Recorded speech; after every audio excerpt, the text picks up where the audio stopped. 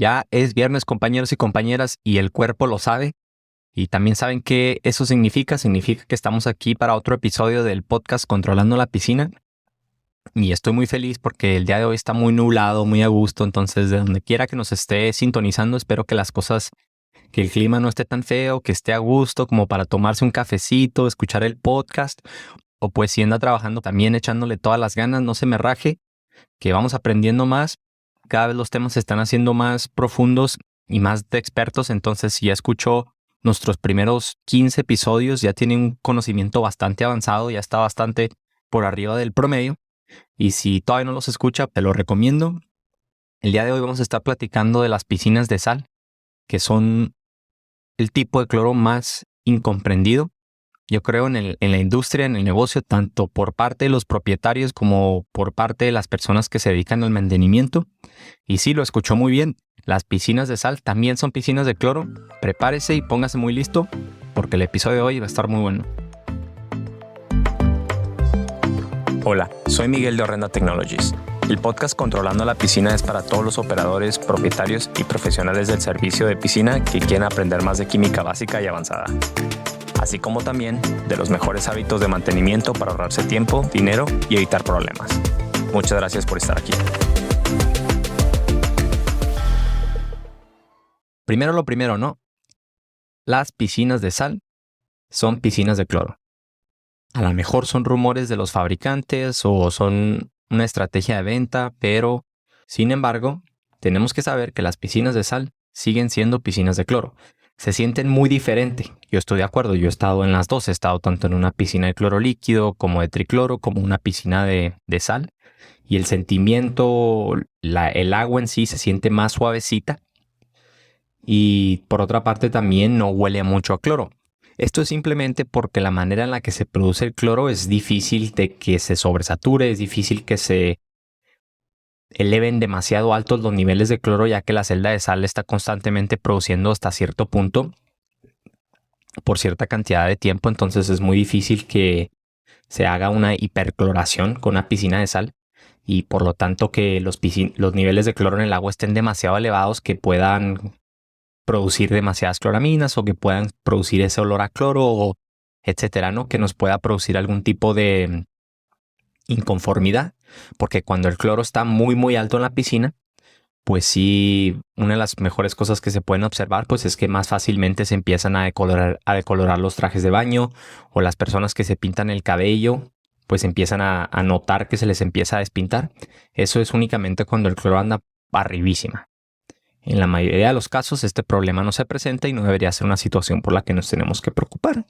Pero bueno, ¿por qué no hablamos un poquito acerca de cómo es que funciona una celda de sal o cómo funciona una piscina de sistema de cloro generado por sal? Tienen un generador, una celda que genera cloro a partir de electrólisis. Y si tiene una piscina de sal o las ha escuchado, tiene que saber que para que este proceso sea óptimo y pueda funcionar, se tiene que tener un nivel mínimo de sal en el agua. Se tiene que tener, dependiendo del fabricante, dependiendo de la marca, entre 3.200 y 3.500 partes por millón de sal como mínimo. Son lo que ellos recomiendan. ¿Y qué es lo que pasa? Bueno, cuando nosotros agregamos el cloruro de sodio o la sal al cuerpo de agua, esta sal se va a disociar, se va a descomponer automáticamente. Con el simple hecho de agregarse al agua se va a separar en un ion de sodio, se va a separar en un ion de cloruro. Este ion de cloruro, al pasar por la celda de sal y recibir la electricidad, se va a unir a otro ion de cloruro y va a generar el cloro en forma de gas. El cloro en forma de gas se va a disociar en el agua y después vamos a obtener nuestro famoso ácido hipocloroso, que es la parte fuerte del cloro, que después va a ir a descontaminar y va a terminar separándose últimamente otra vez de nuevo en un ion de cloruro. Entonces lo que pasa pues es que es un ciclo, el sistema ocurre. La única manera en la que el sistema pues empiece a perder eficiencia, por decirlo así, es cuando empiezan a bajar los niveles de sal, que a lo mejor hacemos el lavado del filtro muy seguido, o que se tira mucha agua por accidente, o a lo mejor en las salpicaduras y todo eso, porque recordemos que la sal pues es parte de los sólidos disueltos totales, lo cual significa que se queda en el agua. La única manera en la que nosotros podemos realmente bajar nuestros niveles de sal no es con la evaporación. Además de producir cloro, la celda de sal también nos produce iones de hidrógeno y también nos produce el hidróxido de sodio. Y debido a este fenómeno, debido a estos subproductos, es que por eso el mantenimiento de la celda de sal se hace un poquito más complicado. Además de que la celda de sal funciona en intervalos. La celda se puede programar de que si se quiere correr al 10%, al 20%, al 50%, al 100%, etc. Esto no significa que la celda va a estar funcionando 100% todo el día. La celda funciona en intervalos de ya sea 5 minutos o 10 minutos. Y por decir, de esos 10 minutos, si nosotros tenemos programada la celda a estar funcionando al 50%, eso significa que va a funcionar 5 minutos y luego se va a apagar. Si estamos diciendo que la celda funcione, por decir, al 20%, pues esa celda va a funcionar 2 minutos y tal cual. Al apagarse, al hacer el ciclo del intervalo, la celda revierte la polaridad. ¿Esto qué significa? Que revierte la dirección en la que se produce el cloro. ¿Y por qué es esto una parte indispensable o fundamental del funcionamiento? Porque recordemos, como les comenté, además de producir el ácido hipocloroso, la celda también nos va a producir los iones de hidrógeno y el hidróxido de sodio. El hidróxido de sodio tiene un pH bastante alto y al mismo tiempo, mientras que estamos produciendo iones de hidrógeno, esto va a hacer que el aumento del pH, que es natural, que como lo hemos visto en el primer episodio de nuestro show, de nuestras series, vimos que la ley de Henry nos dice que el pH va a subir naturalmente. Si no se acuerda, pues regreses a ese episodio, pero en una piscina de sal esto ocurre mucho más rápidamente porque se están liberando iones de hidrógeno, lo que produce burbujitas, como quien diría, y produce que el gas escape más rápidamente, y al mismo tiempo también se está produciendo hidróxido de sodio, que tiene un pH más alto. Entonces nosotros llegamos a nuestro límite del pH más rápidamente, y esto ocurre dentro de la celda de sal. Cuando esto sucede, ocurre una sobresaturación en el índice de saturación del Langelier, y dicha sobresaturación produce la acumulación de carbonato de calcio, lo que también se conoce como sarro. Este sarro se empieza a formar dentro de la celda y los fabricantes, teniendo en cuenta este problema, se dieron cuenta que era fundamental que se revirtiera la polaridad para que así esta sobresaturación o acumulación de sarro se tirara. Se forman pequeñas hojuelas y estas hojuelas se van poco a poco tirando en el fondo de la piscina. Y este es un problema muy común. En otras ocasiones, cuando la situación es muy severa o que la química no se ha ajustado apropiadamente, la celda no tiene la oportunidad de limpiarse a sí misma, de tirar esas hojuelas hacia la piscina y se empieza a tapar, se empieza a sobresaturar con ese sarro y se empieza a arruinar su funcionamiento y después piensan que son un problema de garantía o que es un problema del fabricante, cuando en realidad pues es un problema de un mal equilibrio químico, y es lo que vamos a comentar el día de hoy. ¿Cómo se tiene que mantener una piscina de sal? Pues muy fácilmente. Sabemos que el aumento del pH se debe a pues 3 factores. Se debe a la alta temperatura dentro de la celda de sal, se debe a la producción del subproducto de hidróxido de sodio y a la liberación de los iones de hidrógeno, lo cual nos va a subir el pH más rápidamente, pero esta situación en realidad pues se resume en dos. Se resume a un pH alto y a una alta temperatura que está ocurriendo dentro de la celda.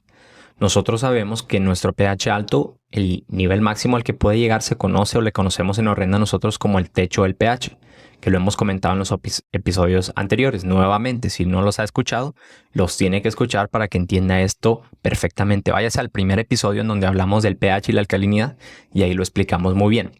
Pero esencialmente sabemos que el techo del pH es el nivel máximo al que puede llegar el pH de nuestra agua cuando se encuentra dentro de un equilibrio, naturalmente cuando no es forzado.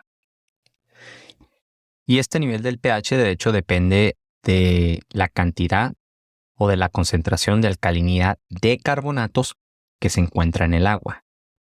Entonces nosotros sabemos que en una piscina de sal dentro de la celda nuestro pH va a llegar a ese número cualquiera que sea su valor, más rápidamente debido a la liberación de hidróxido de sodio y debido a la liberación de iones de hidrógeno. Esta situación va a promover que se produzca sarro más fácilmente. Entonces tenemos que, por ende, nosotros ajustar nuestra química para que independientemente de donde se vaya nuestro pH, lo más alto que pueda subir, no se nos va a producir sarro de carbonato en ningún momento en el agua. Y podemos poner un ejemplo muy claro, por decir, generalmente la manera más fácil de llegar a este objetivo pues es manejando una alcalinidad total más baja, lo cual significa que vamos a tener una alcalinidad de carbonato más baja y esto nos va a poner un límite en el pH. Y la aplicación de Horrenda ahora lo hace muy fácil debido a que tenemos esta opción o esta alternativa en la cual se muestran las lecturas secundarias y las lecturas secundarias en realidad nos muestra la alcalinidad de carbonato y el techo del pH en tiempo real. Entonces, si ponemos un ejemplo, digamos que mi piscina de sal tiene 3200 partes por millón de sal, es lo que yo le puse. Y vamos a decir que el calcio pues lo vamos a tener que manejar un poco más arriba para contrarrestar con el hecho de que vamos a manejar una alcalinidad más baja. Voy a poner yo mi calcio en 400. Si quieres sacar su aplicación de Horrenda lo podemos hacer juntos. Hasta ahorita pues yo voy a poner 3200 de sólidos disueltos totales o de sal. Voy a poner 400 de calcio. Voy a poner 60 de alcalinidad total. Y voy a poner 50 de acondicionador. Y luego después vamos a ver por qué. Cuando yo estoy dentro de estos niveles, pues tengo que saber que además de mis 3200 partes por millón de sal, ya de pura entrada para mis niveles de sólidos disueltos totales también voy a tener que sumar los 400 del calcio, los 50 del ácido isocianúrico y los 60 de la alcalinidad total. Entonces a 3200 le voy a tener que agregar otros 510, lo cual me va a dejar a 3710. La aplicación de Horrenda no tiene para dígitos de decenas, entonces lo voy a dejar en 3700, lo más cercano posible. Y yo puedo observar, voy a observar que mi pH no va a poder bajar a más de 7.7, lo cual esto es muy importante porque si estamos acostumbrados a no medir el ácido, a no dosificar correctamente y a no diluir los productos químicos cuando los agregamos al agua, pues va a ser una situación que nos va a producir problemas, porque si nosotros seguimos agregando la misma cantidad de ácido y tenemos en cuenta que ahora tenemos una alcalinidad más baja, lo cual significa que va a requerir menos, pues nos vamos a estar siempre pasando en el pH. En lugar de bajar el pH a 7.7, lo voy a estar bajando a 7.4 o 7.2, que normalmente no tenía nada de malo, pero como he ajustado mis otros niveles para tratar una piscina de sal de manera especial, si yo por accidente o deliberadamente bajo mi pH a 7.2, pues voy a causar agua agresiva. Y esto causa daño a las paredes. Sale peor el remedio que la solución. Sale peor el remedio que la enfermedad. Entonces sí, eso tiene que tener muy en cuenta que si va a adoptar esta estrategia para evitar las huelas de calcio en las celdas de sal, tiene que tener cuidado con el ácido y tiene que siempre procurar que no está bajando su pH demasiado. En este caso, pues yo voy a bajar mi pH, lo menos es 7.7 para estar todavía dentro de la zona amarilla en el índice de saturación del Langelier. Y yo voy a saber que conforme el tiempo ocurre o el tiempo pasa, pues mi pH va poco a poco subir a 8.02, que es lo que me está diciendo la aplicación de Horrenda en este momento. Sin embargo, cuando este pH llega a 8.02, aún así estoy en el equilibrio del índice de saturación del Langelier. Aún así estoy dentro de la parte verde del índice de saturación del Langelier. Y pues se hace muy sencillo porque todo lo que tengo que hacer una vez que ya llegué a mi valor límite, pues es bajar nuevamente el pH solamente a 7.7. 7.6 ya no alcanzo, no, 7.7. Lo que hago pues es introducir el volumen de la piscina y la aplicación de Horrenda me va a decir que necesito, según mis cálculos, a lo mejor demasiado 5 o 6 onzas de ácido. Vamos a ver. Digamos que mi piscina es de 15,000 galones, le toco ahí por ahí en calcular y me dice, ok, Miguel, vas a necesitar 8.35 onzas de ácido muriático. Y se acabó. 8.3 onzas no es nada. Es demasiado poco, entonces sí es muy importante medirlo. Estamos acostumbrados a agregar de más. Estamos acostumbrados también a no saber el volumen de la piscina. Si mi piscina es más pequeña de lo que yo le introduje, pues voy a estar sobredosificando, voy a estar agregando de más, voy a estar sobrecorrigiendo el pH de más, lo cual es perjudicante para mis paredes a la larga. Otra cosa a la cual me salté que es importante comentar es que yo seleccioné para este ejemplo práctico que mi nivel de acondicionador iba a estar en 50 partes por millón. Cuando nosotros en Orrenda generalmente recomendamos que en una piscina, sin importar del tipo, se mantenga el ácido isocianúrico o el acondicionador entre 30 y 50 partes por millón, porque hemos descubierto que este es el margen más efectivo para proteger al cloro del sol y para aún así garantizar o promover la desinfección adecuada. Si le quedan más dudas, escuchen nuestros episodios anteriores acerca del tricloro, del dicloro y del ácido isocianúrico. Va a aprender mucho. En este caso, sin embargo, decidimos que el ácido isocianúrico va a estar en 50 partes por millón, porque según Richard Falk, que es el genio de las piscinas, que es la persona que nos ayuda bastante en el desarrollo de nuestras investigaciones y experimentos, y él ha publicado una cantidad de información enorme acerca del ácido isocianúrico del acondicionador. Resulta que se ha dado cuenta que un nivel un poco más elevado de acondicionador en las piscinas de sal promueve que ese cloro gas no se escape tan rápido. Si tenemos muy poco nivel de acondicionador, si tenemos a lo mejor 10 partes por millón o 20 partes por millón en una piscina de sal, pues nuestro cloro a la hora de producirse en forma de gas se va más fácilmente a escapar conforme también se escapan los iones de hidrógeno. Y además de que el pH va a subir más rápidamente, nuestro cloro va a durar menos o va a ser menos efectivo. Entonces, por eso es importante estabilizar esta piscina de manera adecuada para que el pH para que tenga como una valla pues que tiene que saltar antes de poder escaparse.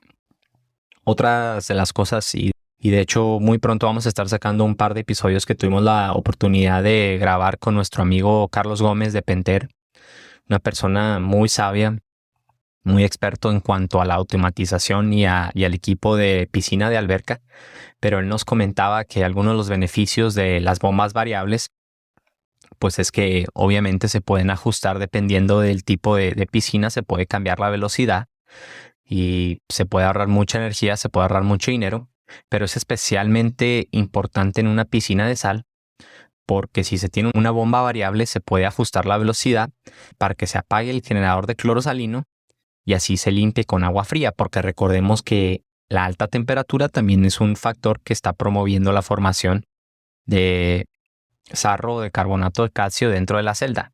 Si nosotros tenemos la oportunidad o la capacidad de correr nuestra bomba y por default apagar la celda de sal, que ésta se enfríe, que ésta siga fluyendo, pues también se puede mitigar el problema.